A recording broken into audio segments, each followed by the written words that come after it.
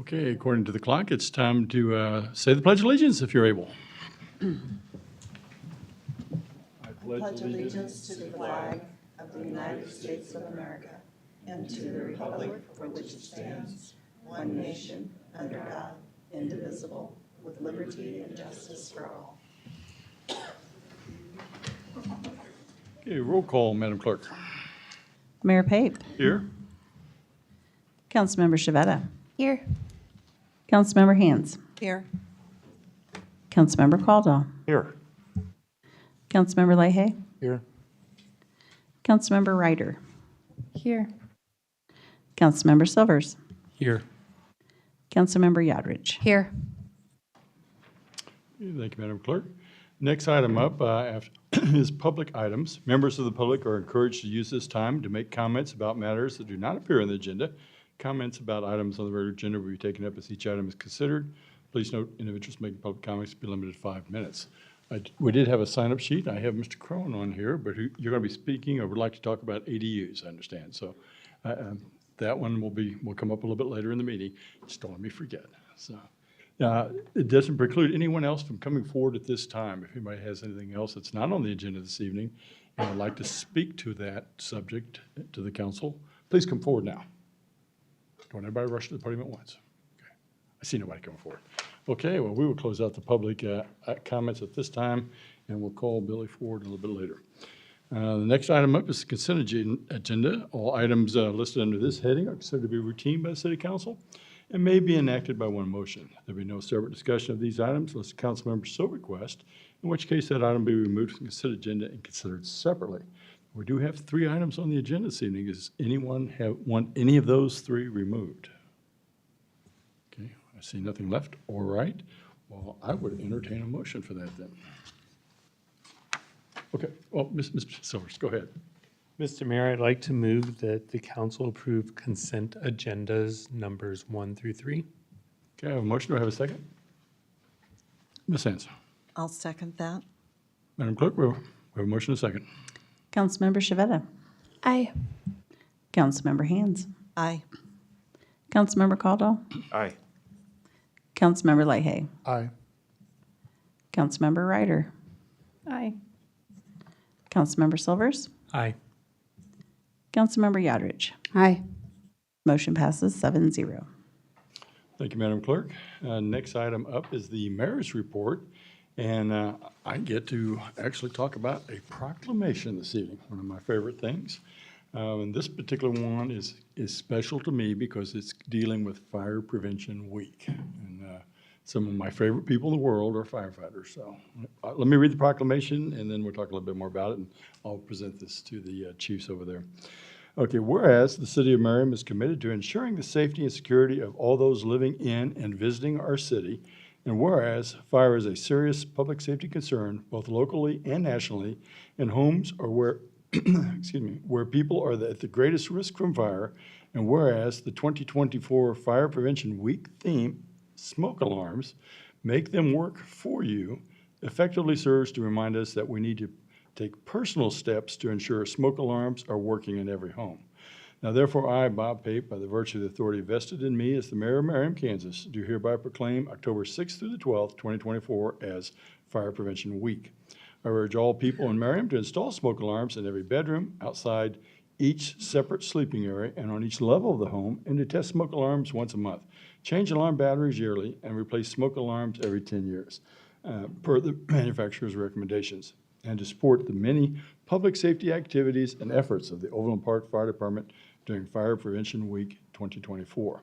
Proclaimed on the 23rd day of September 2024, Bob Pape, Mayor. I also get to announce, and I'll bring it down in just a second, that there's a fire prevention open house going to be occurring at Station 46, which is our very own station up here. And that will be occurring on Friday, October 11th, between 5 and 7 p.m. And right here at Station 46 at the top of the stairs in front of the building. It doesn't say, we're going to be having like filet mignon or anything served. No, probably not. Okay. Oh, that's right. That's probably that. Let me come forward, and we have Chief Casey with us. We got Chief Long, it's Fire Marshal Casey, who's a chief too, but let me come down and present this to you.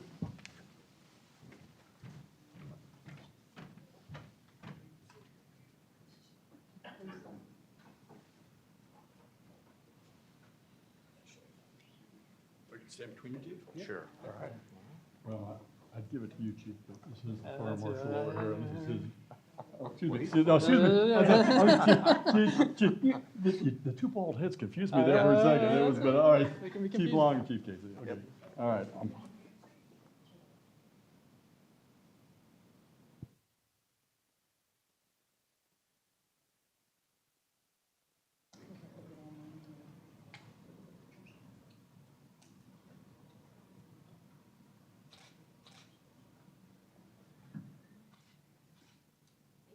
Okay, we're good. All right, thank you. All right. Thank you.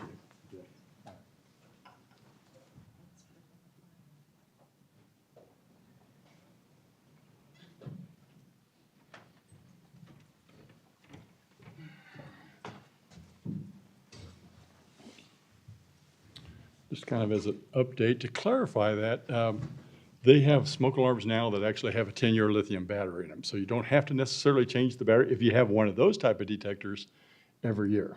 But anyway, but most of them don't have those, and we do recommend that. So, okay, other items for the mayor's report. I always like to take a little time to say the things that's also been going on during the past 2 weeks concerning the city. I got to work with Jenna in producing a video inviting the public to either attend and or enter a vehicle in the Merriam Turkey Creek car and motorcycle show.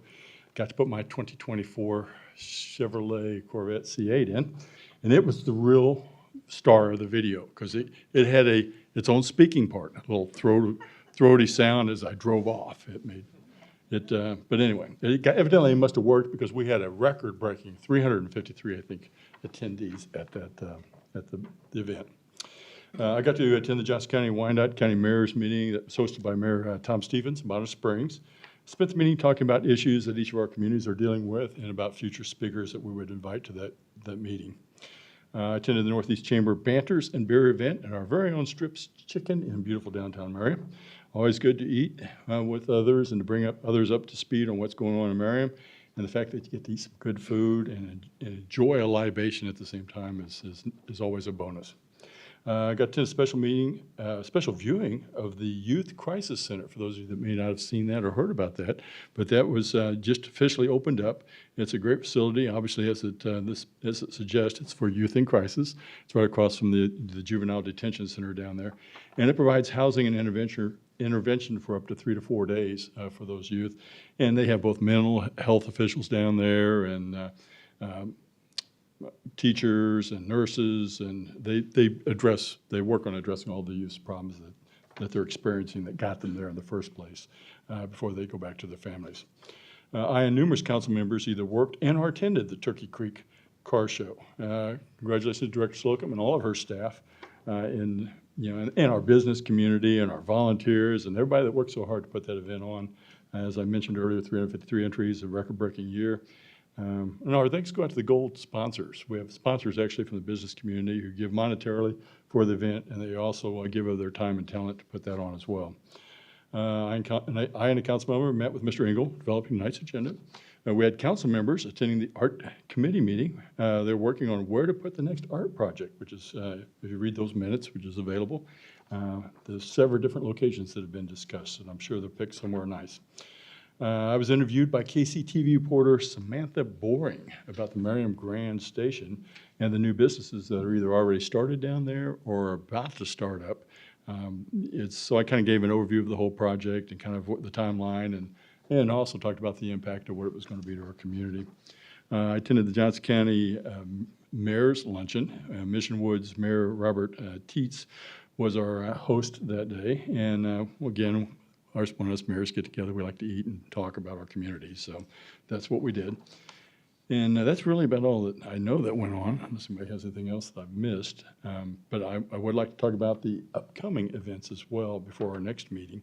And that's the Night Out Against Crime. It's going to be occurring on October 1st between 5 and 7 p.m. at the Waterfall Park down at 5191 Merriam Drive. And that's always, we always provide food down there for that as well. So that's always good. Get a chance to meet with our police officers and find out about great things. And they have also some fun stuff that goes on as well during that time. Tim Murphy Art Gallery opening, Between the Lines exhibit is going to be open on October 3rd, 7 p.m. at MCC. And Merriam Drive Live is happening on October 5th at the Farmers Market between 2 and 8 p.m. Food, drinks, games, bands will be playing, and hope it's everybody down there. And I'm sure there's still volunteer opportunities that exist. I don't know, maybe, we covered? I don't, I guess. Don't need as many for that event. Don't need as many for that event. Well, I guess just come down there and enjoy the day then, is what you need to do. But that's all I have for the mayor's report. I think there's nothing else. Okay. All right. Well, let's see what we go to next. Well, it looks like first item up is council items, and that's consider a bid award to Kansas Heavy Construction for the Quail Creek Gabion Repair Project. Oh, there we go. And we have Director Company is here to talk to us about that. Good evening, Mayor and Council. During a creek inspection, Public Works crews observed some gabion baskets on the Quail Creek north side of Advent Health that were settling over time. So we retained BHC Roads to design improvements. The improvements include replacing the gabion, repairing and replacing the gabion baskets, removing and replacing a sanitary sewer owned by JCW that has its crossing right there by the, of course, right by the wall. And then because we're accessing the site through Advent Health, there's site restoration, including sod, replacement of trees, and an asphalt path that they use for exercise. So we submitted bids. We sent out bids, and 5 contractors submitted bids for that in September. Kansas Heavy Construction was the lowest and most responsive bid for the base bid and the alternate bid. The base bid included replacing the gabions with new gabion baskets, and the alternate included replacing the gabions with block wall. And the price for the alternate bid was the lowest, which is replacing it with the wall, which is good for us because it's less labor, less expensive, and a longer useful life. So Kansas Heavy has done a lot of work in Merriam. In fact, they have 2 projects right now, the Mill and Overlay as well as the 50th in England project. So we're looking forward to them. They understand our requirements, and they do a great job. If the bid is approved tonight, they should be ordering materials and hopefully start at the end of October and be done by the end of December, depending on the weather.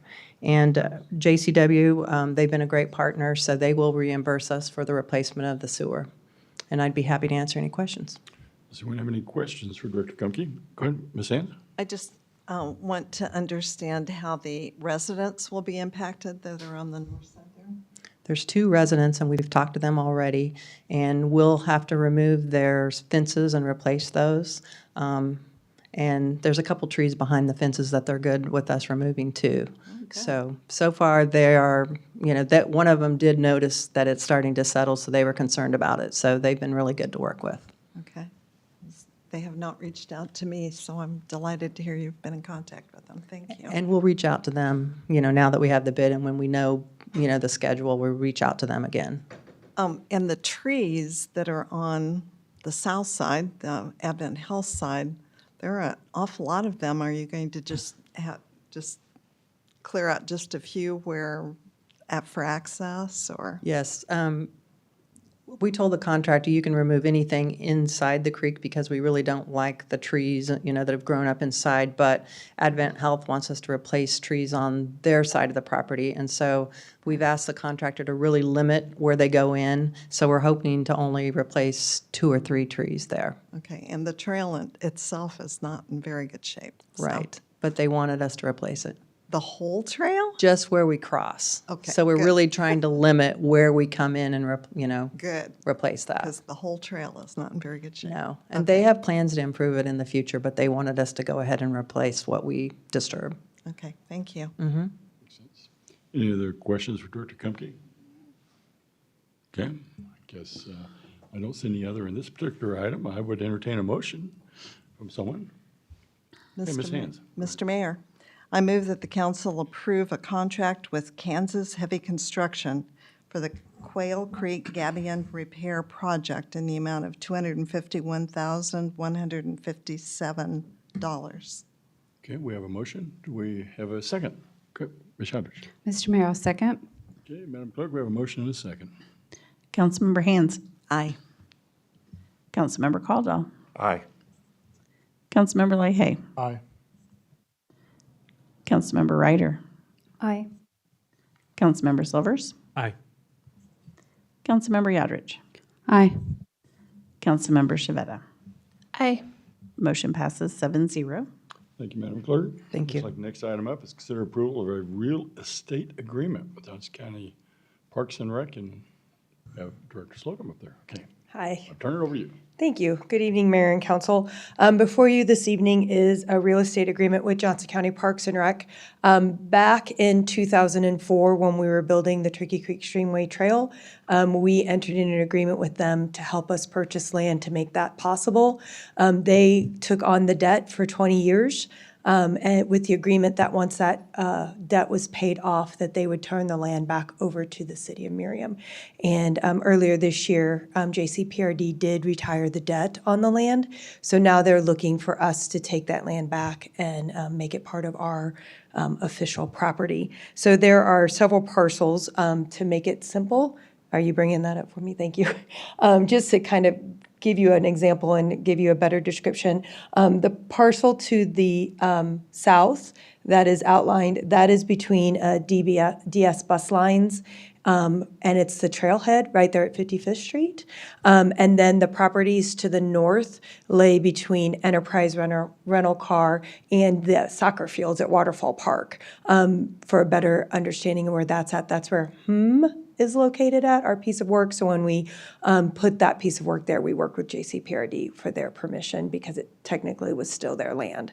So what they're looking for is an agreement to turn that over to us for a total of $10. It has gone through JCPRD's process and they have approved it. So we are just looking for your approval tonight for the mayor to execute that agreement. I'm happy to answer any questions. Any questions, Director Slocum? Okay, I see no questions. I would entertain a motion. I'll make it. Okay. Somebody else? Yeah. Okay, go ahead. Please go ahead then. Thank you. Mr. Mayor, I'd like to move that the council approve an agreement with Johnson County Parks and Recreation Department and authorize the mayor to execute the agreement. Thank you. Do I have a second? Oh, okay. We have, let me call him Ms. Ryder. You both had your hands up. I don't know who was up first, but okay, thank you. Mr. Mayor, a second. Okay, we have a motion second, Madam Clerk. Councilmember Caldwell. Aye. Councilmember Leahy. Aye. Councilmember Ryder. Aye. Councilmember Silvers. Aye. Councilmember Yodrich. Aye. Councilmember Shavetta. Aye. Councilmember Hands. Aye. Motion passes 7-0.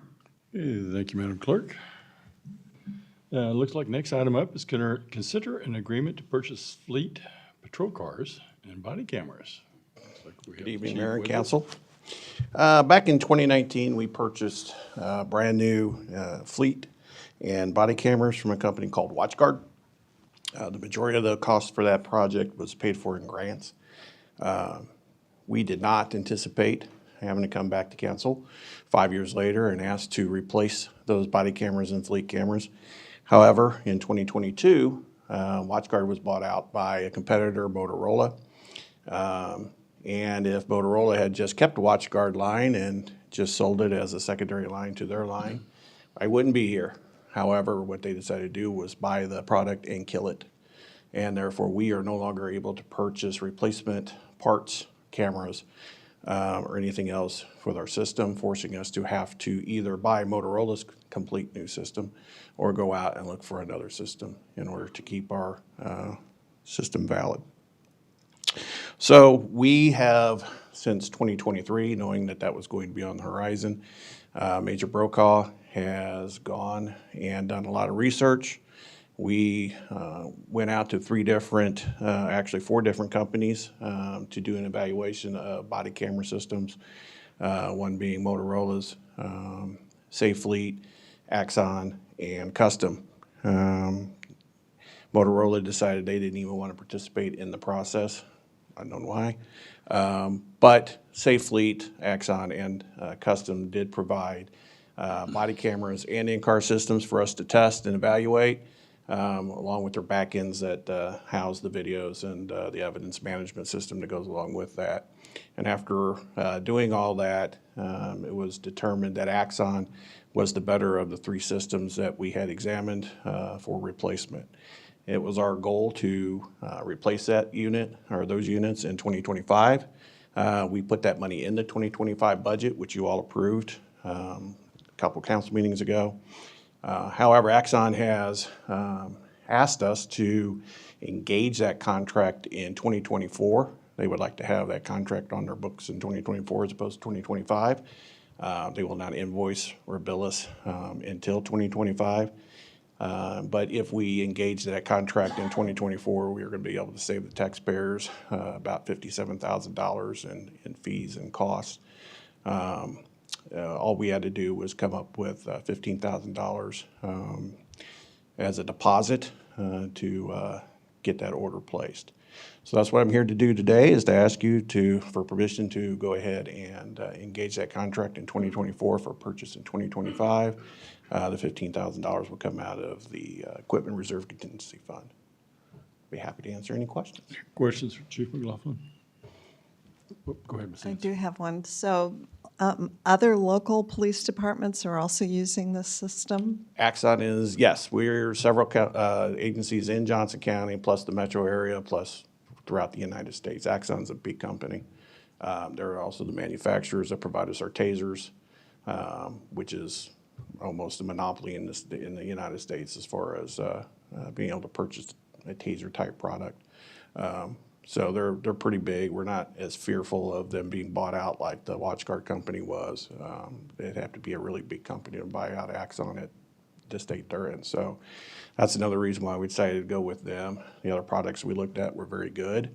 Not as good as we think is the technology that's in the Axon and the customer service, but they're also very smaller companies. One of them actually just started their body camera, and we think that they're more apt to be bought out. And I don't want to be here in 5 years to go and again, hey, guess what? So that was actually part of our decision making as well, to try to make sure we're in this for the long term, because the amount of money total being spent, for me, it looks like a lot of money. So I don't like having to be up here and go, hey, guess what, in 5 years. So. Any other questions for Chief McLaughlin? Go ahead, Mr. Collins. What do we anticipate the life of the cameras to be? That's a good question. The way that Axon does theirs, in 2.5 years, we get a refresh of all the body cameras. So, and then another 2.5 years, so at the end of the 5 years, there's another refresh of all the body cameras. And then they replace all the fleet cameras at the 5-year mark. And so the fleet cameras are usually pretty stable. We don't have any troubles at all with the fleet cameras.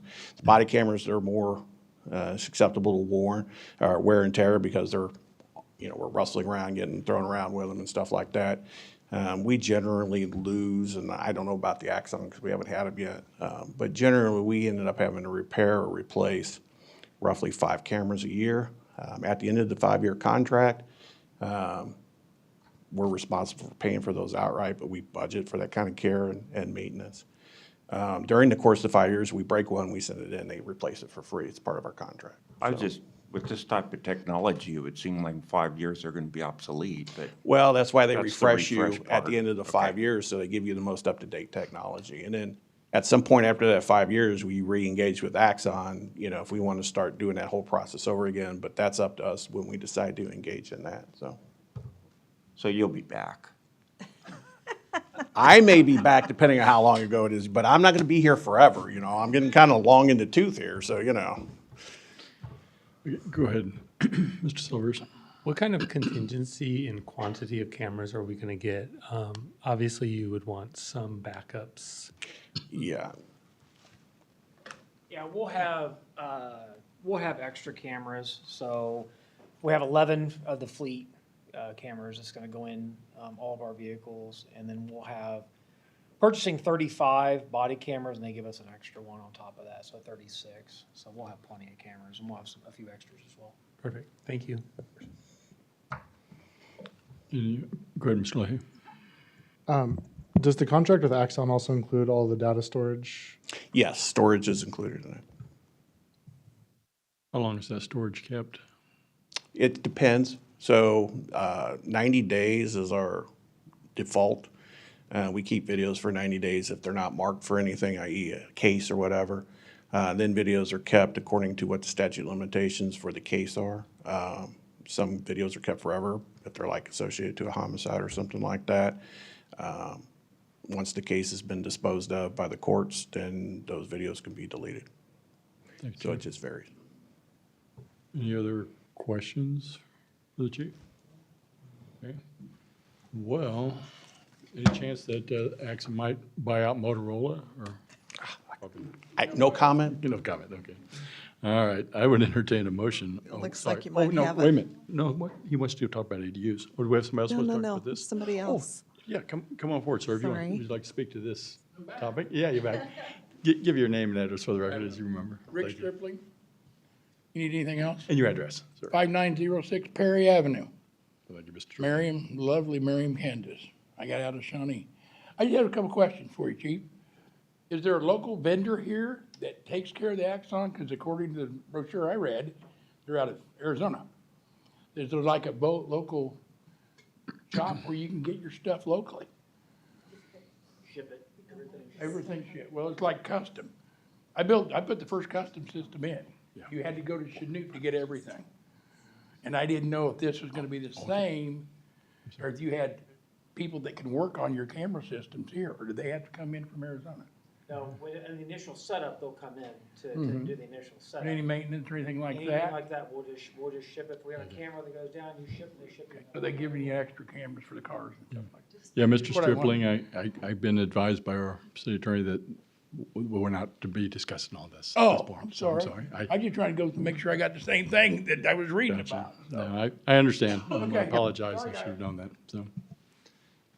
Okay, go ahead, Mr. Silvers, did you want to make a motion? No? Yes? Yeah. No other, yeah, there's no other, go ahead, I'm ready, I think, yeah. Mr. Mayor, I'd like to move that the council sign a contract with Axon to purchase fleet and body-worn cameras in 2025. Okay, we have a motion, I have a second. Go ahead, Ms. Shadrich. Mr. Mayor, second. Okay, Madam Clerk, we have a motion and a second. Councilmember Leahy. Aye. Councilmember Ryder. Aye. Councilmember Silvers. Aye. Councilmember Yodrich. Aye. Councilmember Shavetta. Aye. Councilmember Hands. Aye. Councilmember Caldwell. Aye. Motion passes 7-0. Thank you, Madam Clerk. Okay, next item up is discussion regarding accessory dwelling units. See, we have Director Dyer to the podium. Hey, Mayor, council members, Brian Dyer, Community Development Director. Pull this up.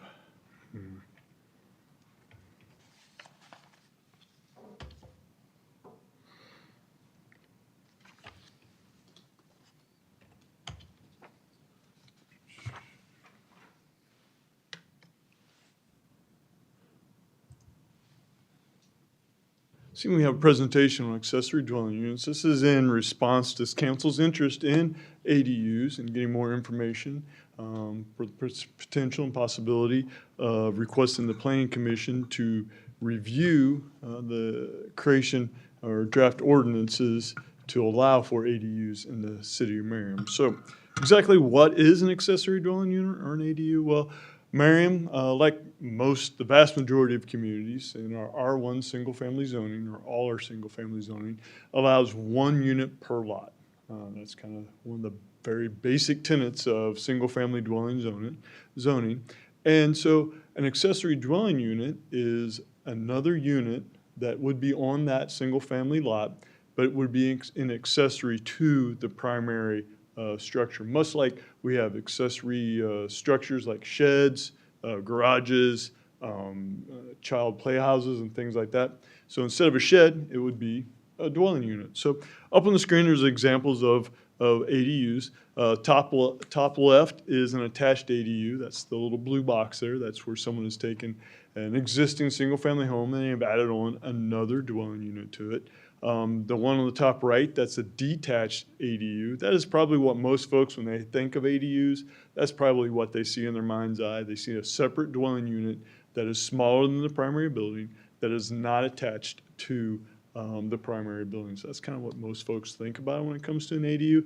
And then the one on the bottom left is kind of a little variation on a attached ADU. So for someone has taken a single-family home and changed part of the existing home, in this case, the area over the garage, into another accessory dwelling unit. So obviously, these have been around for a little while. Staff has done a number of research. Myself have attended a number of sessions on ADUs, and just kind of some general things to know about ADUs is typically ADUs are construction is self-financed by the owner of primary dwelling units. What does self-finance mean? That means that the person who's built that dwelling unit, they have the cash in hand to build that dwelling unit.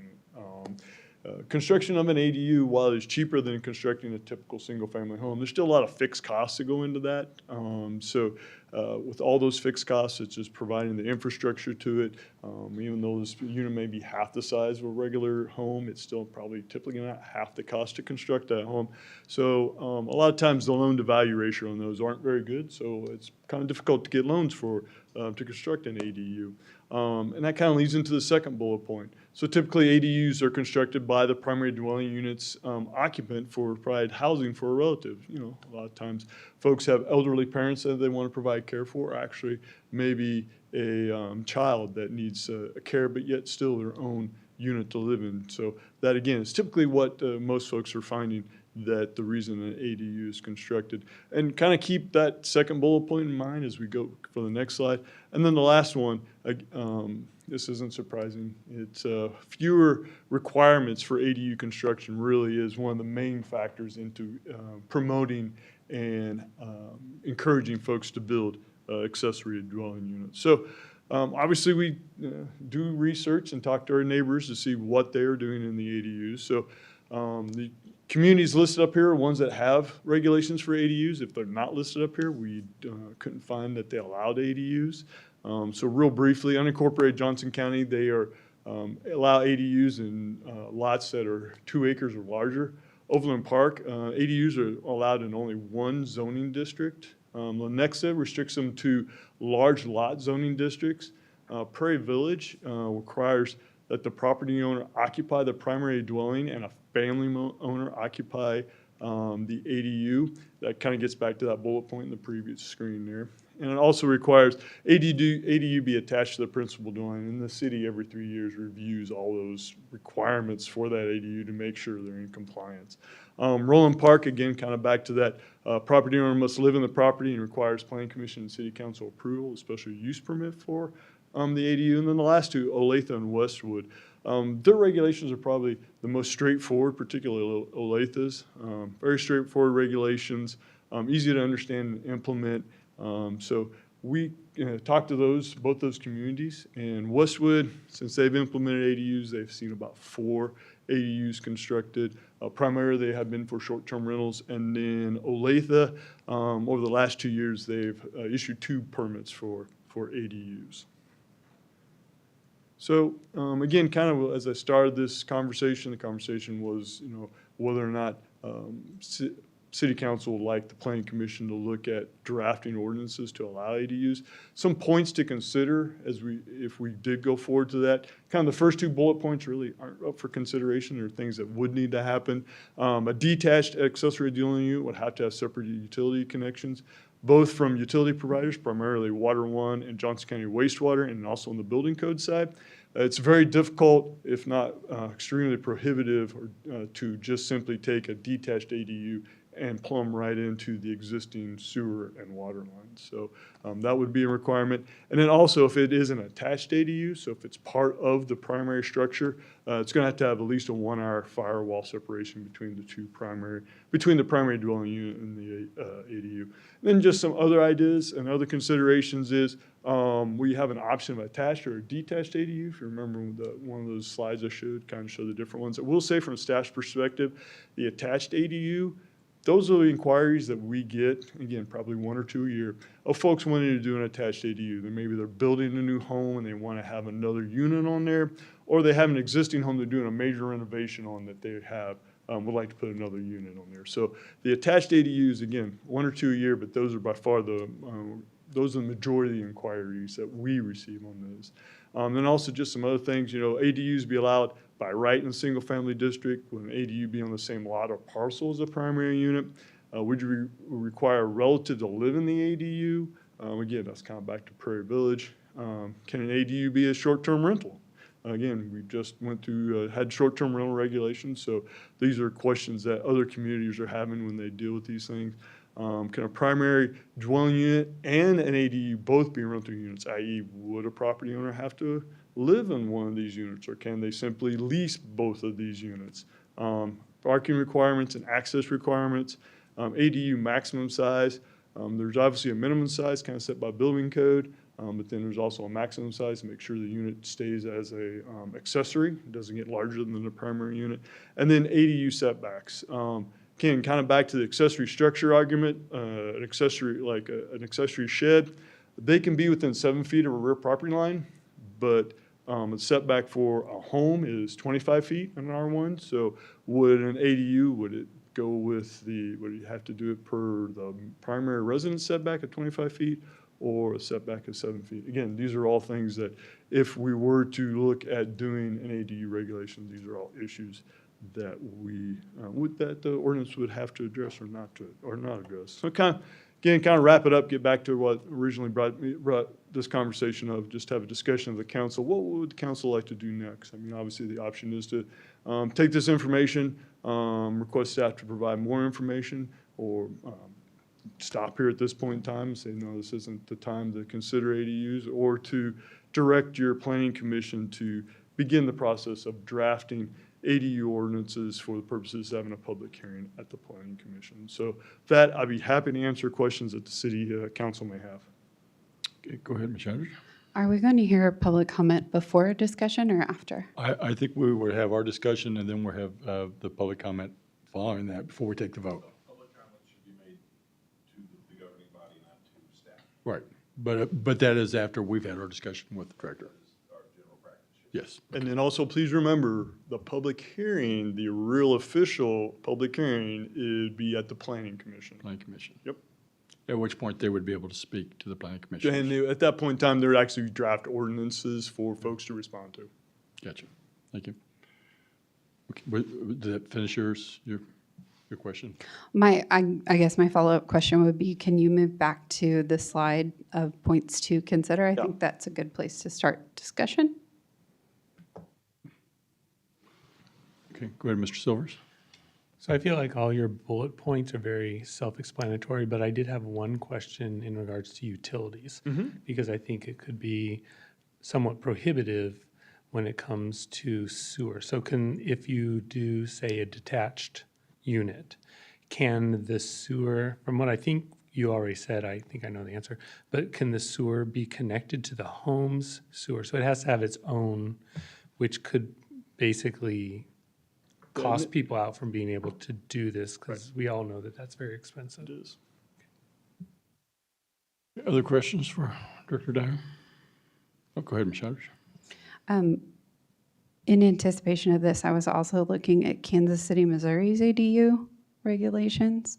And I know we didn't see them up there, but they answer some of these questions in their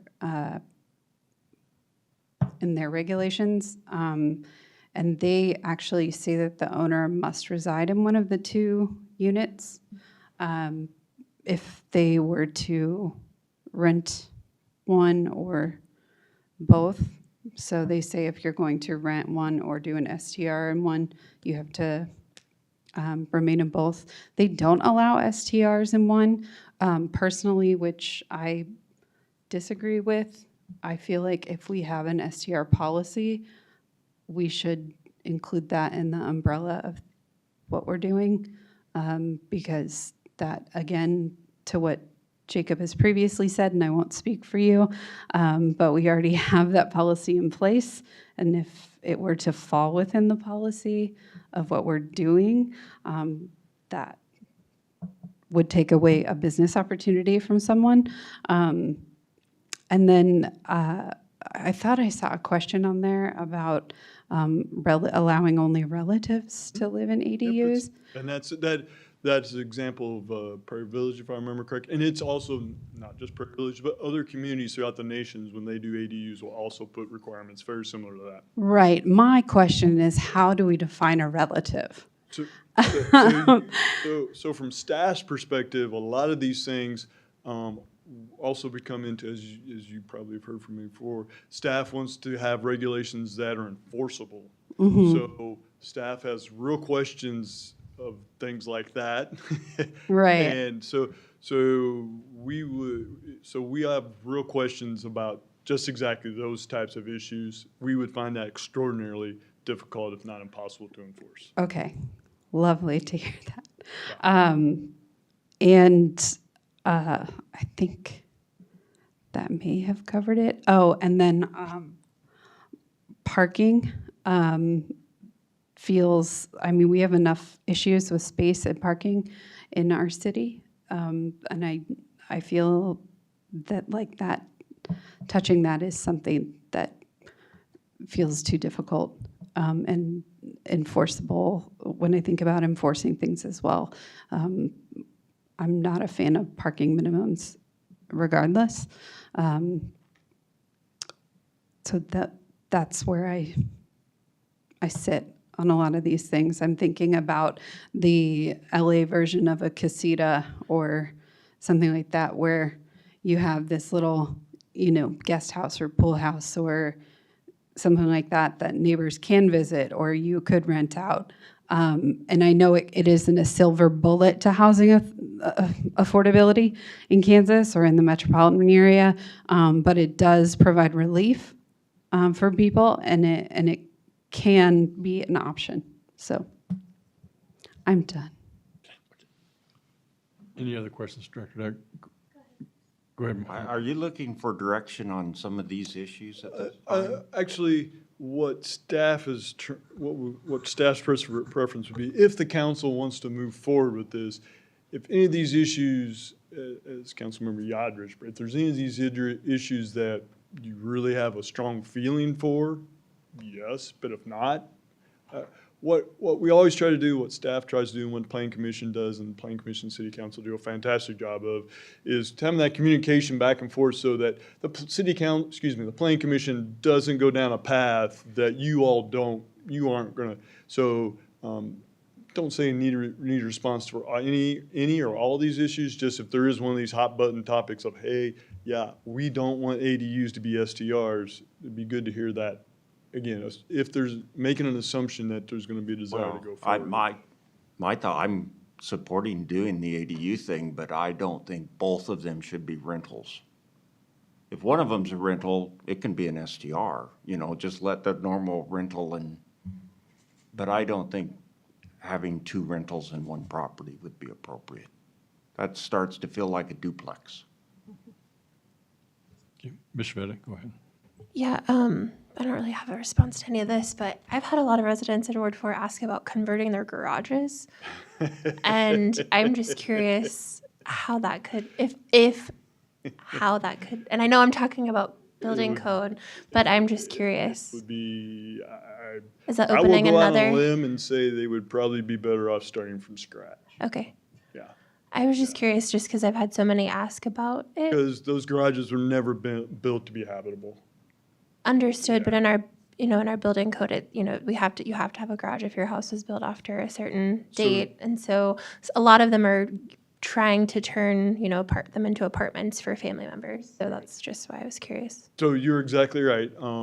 In regards to if someone was able to convert a garage, not saying some of the newer garages that we've seen are quite nice, so it might be easier to turn that into, but they would still have that requirement to have one space as a garage.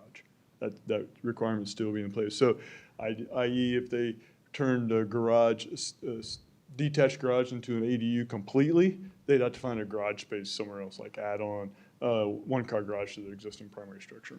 But why, I guess, is my point, because there's a lot of houses in our city that don't have garages, and so I just I'm opening a huge can of worms, I understand, Yes. but it's just questions that I had. That requirement has been in the city code for decades, and it kind of gets back to the whole parking issue.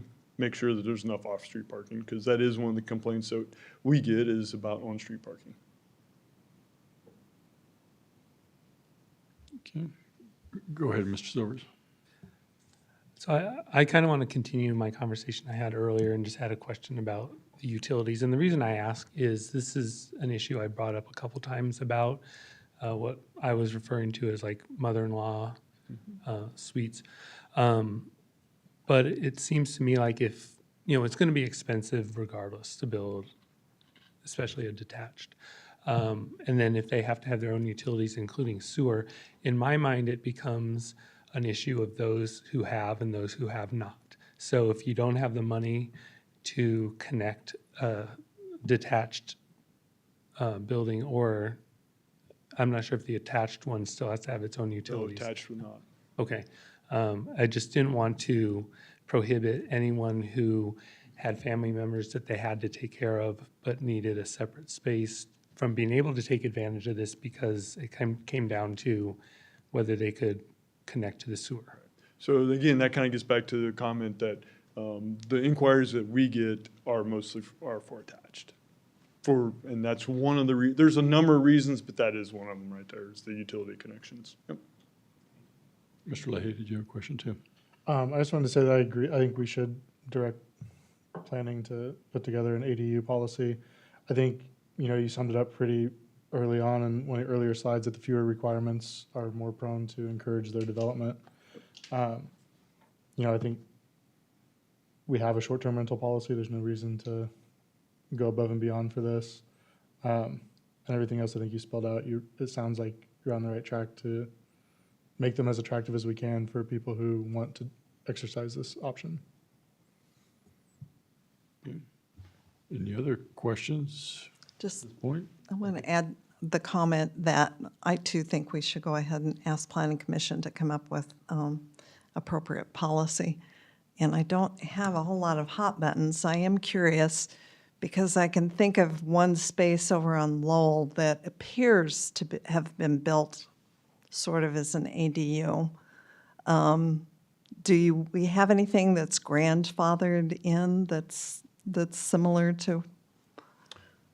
It probably couldn't be called an ADU, but I know they share the driveway. Yeah. So Merriam does have, and we're not atypical from other Northeast Johnson County communities. There are some very unique situations just exactly like that, where there are homes that have been built behind other homes, and they're usually on separate parcels and are still single family and fit with the R1. Now, that's not to say that there aren't some situations that we stumble on them. Everyone will stumble across some that folks way back in the day have changed some structure they had back in their backyard into a dwelling unit that we, and again, back in the day, maybe even before Merriam was incorporated, Right, that that's they're what I like that. thought. So I'm not saying there's not some existing ones out there, but the majority of situations like that you see, usually are what somebody has a shared driveway where a house is behind another house and they're on separate parcels. So that's the majority of those But situations. other than that, they are compliant with current building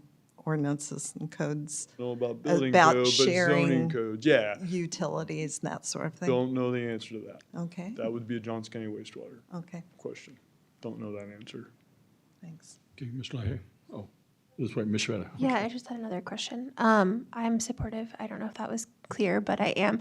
I've never been a part of this process, so when we direct planning commission to, draft an ordinance, is there some sort of joint work session that happens, or like we did with some development projects, or is that not So the case typically? it depends on how complicated it is. I'm getting a feeling that the council, and if I'm wrong here, please let me know, the council wants some pretty straightforward, easy to understand regulations that are enforceable and encourage folks. So with that in mind, I'd like to think that Planning Commission and staff can come up with something that will address a number of those issues that you all brought up. You guys have given me some excellent feedback, so I appreciate that.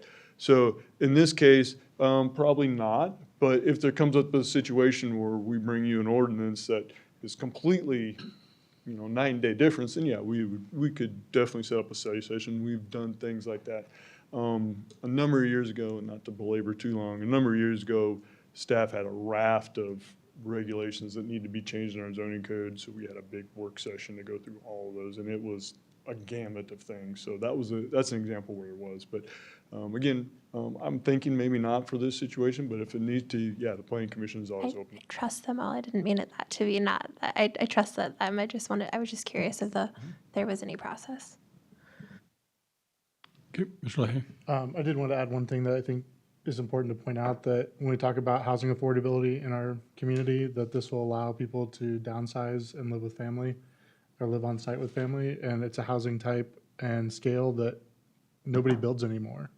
So when people are trying to downsize and move somewhere to a 2-bedroom detached house, you cannot find new construction that matches that. So I think it's great. I think it's not going to be for everybody. It is going to be expensive, but it's an option that I think will serve a need for the right number of people. Other questions for Director Dyer? I see no other questions this time. I would. And then I know you have a comment, so just before I leave the podium, just to remind that I do believe there is, if the city council does want to direct the planning commission to review this, a little bit more about the process, you all just passed it. Have a motion to do that, and then the planning commission staff will work up a draft, probably have a couple of meetings at the planning commission. Staff will do a draft, provide it to planning commission, they'll give feedback, and then ultimately staff will bring to planning commission a draft ordinance for the planning commission to review and have the public hearing. So that is the opportunity for public comment, and then it comes to you all for your all's consideration. So with that, thank you, and I will. Thank you, Director Dyer. Okay, Mr. Crone, I think you're up. Name and address for the record, sir. For the record, Billy Crone, 6633 Wedge Street. Government should not stand in the way of a free people achieving the highest and best use of their own land that they bought and paid for, land that they pay property taxes every year to keep. I am a little disappointed that our ordinance have thus far interfered with ADUs in Merriam. I agree with a lot of what I've heard the council saying earlier today, that there's a lot of good points to them. ADUs reunite families, they lower housing prices in our community, and they allow our residents to generate some revenue. That's great. Those are all win-win-wins. I urge you to support ADUs with your decisions tonight and in the future, and to do so with the fewest possible restrictions. I saw a big list of bullet points up there that looked like somebody was trying to come up with every possible thing they could limit or restrict. Don't. Just let people build what they want to build, and I think that'd be great for the community. Thank you. Mr. Crone? Okay. Well, at this point, I would entertain a motion to possibly send that forward. Okay, well, again, I don't know which one had their hand up first. Ms. Ryder, why don't you make the motion, and I'll let you second. How's that? Unless you want to. Okay. Yeah, you guys are quick. It was like, I move that the council direct the planning commission to draft an accessory dwelling unit ordinance. okay, Ms. Yadler. Mr. Mayor, second. Okay, we have a motion second, Madam Clerk. Councilmember Ryder. Aye. Councilmember Silvers. Aye. Councilmember Yodridge. Aye. Councilmember Shavetta. Aye. Councilmember Hands. Aye. Councilmember Caldwell. Aye. Councilmember Leahy. Aye. Motion passes 7-0. Thank you, Madam Clerk. Looks like the next item up we have is Community Development Update. Again, we got Director Dyer back. So just a quick update. Obviously, the grant season is very much winding down, and it's kind of like a horse race. The one's in the lead, and suddenly the dark horse takes over. So the residential exterior grant program was really in the lead and getting all its funds expended. It's a larger grant, so we have spent more on there, but there at the last second, the sustainability grant program, which has a little bit less money, pipped it by a nose. So it was kind of interesting and surprising. But so we're really close to wrapping all those up. Another great year on both of those grants, so that was fantastic. Just want to also remind that we're already starting the process of the 2025 residential driveway grant process, driveway grant program. What that process is, essentially staff's out there, driving the streets, looking to see what driveways could possibly be part of the program, and then we'll be reaching out to those property owners. So already winding down 2024 and already getting 2025 underway. Then just one update on Merriam Grand Station. It continues to go as planned, as already have some videos out there and information on that. So their progress continues on pace, and they're continuing to looking for hopefully a partial opening of the east apartment unit in sometime in late October. So that, I'll be happy to answer any questions. Good, Mr. LaHaye. Are there any trees left in the tree grant program? That is, Just curious. Any other questions there? Yes, there are trees left. Okay. All right. Well, thank you for the update. Thank you, Mayor. Okay. All right. Well, it looks like next item up would be August finance report. Finance reports in the packet. This reflects our June sales tax numbers. June sales tax numbers are right where we want them to be. We're still recovering from a rough January, but our automobile sales tax are up. Merriam Town Center's down, but it's all pretty flat in terms of our city sales tax. County sales tax is a little bit down, so our use tax and public safety tax dollars that we share with the county, we're chasing those. They're down a bit, but all of the sales tax generated in Merriam's right where it needs to be. Happy to answer any questions you have about the finance report. Any questions for Mr. Engel? Okay, I see no questions there. Other informational items, we had the minutes for the Planning Commission and also the Public Art Committee minutes were in our packets. Does anybody have any questions concerning any of those that we need any of those directors to address? Or I see no questions for the informational items. Well, gosh, I think we have no executive session this evening, do we, Mr. Engel? So do you have anything from staff standpoint that you'd like to share?